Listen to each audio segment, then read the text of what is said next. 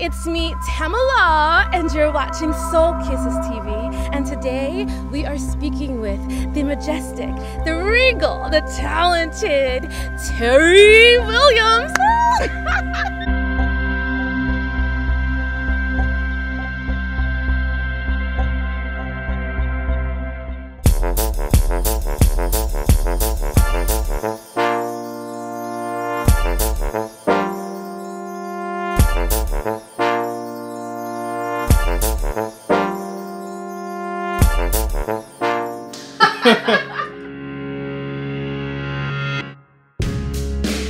Hold on, let me catch my breath.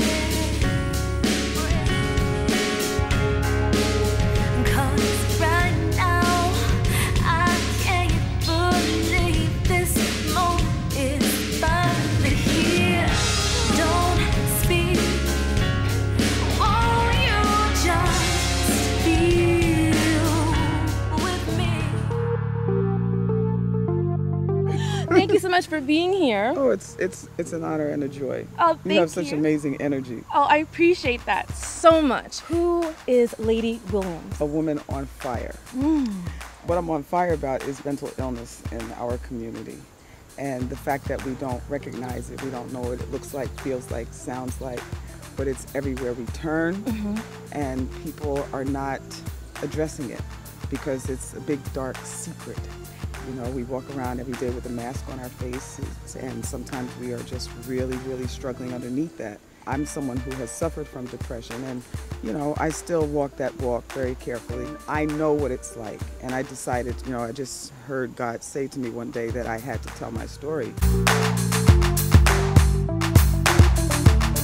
So when God speaks to you, what does it sound like to you? It's something that pops into your head that wasn't there before. That to me is the voice of God. Okay. Like you didn't have that idea before, but it just popped into your head. That's the voice of God. Okay. So God told you, okay, to use what you've been going through, which was Yes. depression, Yes. to help others. And how have you helped others? I wrote a book, first of all, after a very, very debilitating episode of depression. For a few months, I never wanted to see daylight. It was really, really, because then I knew the work would begin, that I would have to put this mask on my face and pretend that I was fine when I wasn't, you know? Yes. Like, how did it start for you? I couldn't get up in the morning. Once it was daylight, I would lie there in a fetal position in tears, not wanting to face the day. What does depression look like? I feel like people are confused as to what that actually means. For me, depression looked like eating all the time, sleeping a lot, having difficulty concentrating, anger issues.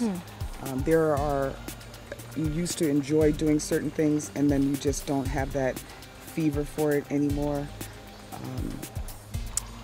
There are just a myriad of things, just a drastic change in one's behavior, how you move through the world. And it was just really, really gut-wrenching. Did anyone notice this change in your behavior? Did anyone say, Terrie, are you okay? I was so good at wearing that mask. Really? You know, I was really good. I mean, so many of us are really, really good at wearing that mask. Some friends, you know, peeped it, and it was actually some friends who just came to me and said, you know, we're really concerned about you. Overworking, just very, very stressed out. Like I said, and some of the other answers that, you know, that I shared, but it's tough. So when did you decide to get help? Were you afraid to get help? Did you tell anybody? You know what it was? I knew that getting up like that in the morning, not wanting to get up, there was something not healthy about that. And I knew at a certain point, with the encouragement of friends, that I needed to go and see someone. And I'm a clinical social worker, you know, by profession.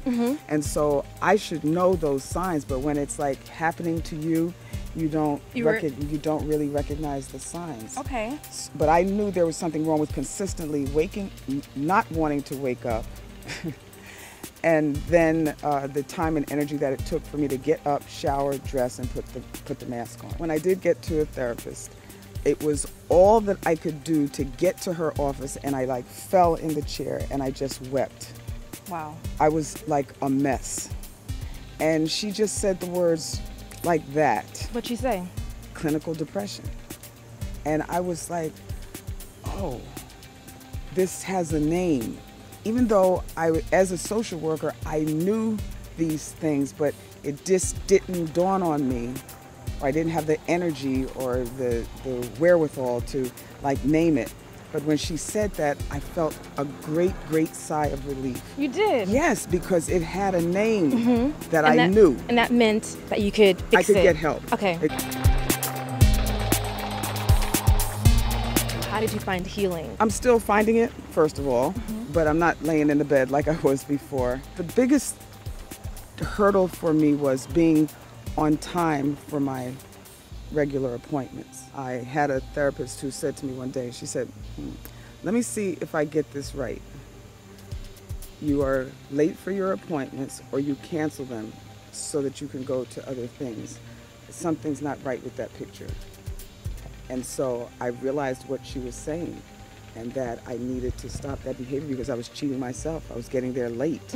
And you only have like 45 minutes, so then what else is there left? So she just was like, are you committed to this process or not? But I was coming in late. So you wrote a very powerful article about your depression. What made you decide to do that? Well, when I heard that voice from God saying you have to share your story, I was on a C-SPAN panel, and it was an HIV awareness kind of panel. But what I know is that when we don't deal with our issues, that we will self-medicate with drugs, with alcohol, with food, promiscuous, unprotected sex, shopping when we don't have any money, gambling, etc., etc. And so I just thought it was an appropriate time for me to insert that there. And so I did. And the then editor-in-chief of Essence, Diane Weathers, came up to me afterwards, and she was like stunned that I not just suffered from depression, but I spoke about it publicly. For those that haven't read the article, can you paint a picture as to exactly what you talked about in Essence and the response? I talked about what it looked like and felt like. For me.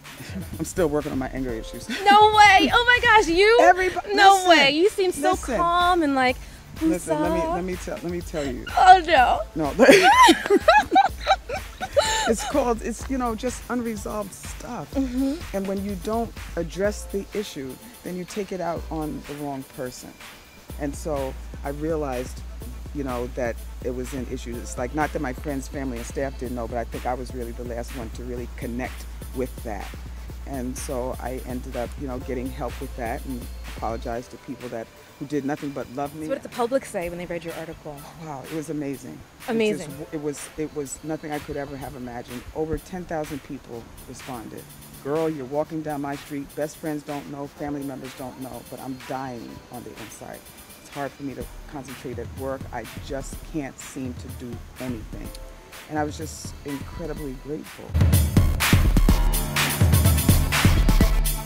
Using all that momentum, that feedback that you received, hearing these stories and people confiding in you, how did you use that momentum to, I guess, do more? There was no way on God's earth to ignore that. The documentation was there, that we didn't know what the signs were. And if we did know, to talk about going to talk to a therapist, oh my God, we just take everything to the Lord in prayer. We as in Black folks. Yeah, Black folk, yes. There's a real tendency for us to say we're just going to take it to the Lord in prayer. I speak at a lot of churches, and I ask the preacher if, in fact, do you see a therapist? And some do and some don't. And I said, because it's a great opportunity, because if you, the leader of this particular space, you say that you see a therapist, everybody will know that that's okay. So it's been really, really, really interesting, but people have got to share. So I wrote this book called Black Pain, It Just Looks Like We're Not Hurting. It came out 5 years ago, and I get calls and letters every week from people who are just discovering it, but that it was a blessing to have someone name the pain and describe it. So how would you describe, in the words of Terrie Williams, Black Pain? pain is the result of all the unresolved pain, wounds, and trauma and scars of our lives. When we don't talk about early childhood wounds or whatever, and we all do, it's a natural order of things that whatever we have been experienced to gets passed on from one generation to the next. And the challenge is, the problem is when we're not getting any help, because then the cycle continues. So why do you think that as a culture or as a race that we don't get help? We're just not attuned to how our early childhood experiences affect us. It's come to be however we move through the world is a way of life, and you don't question it.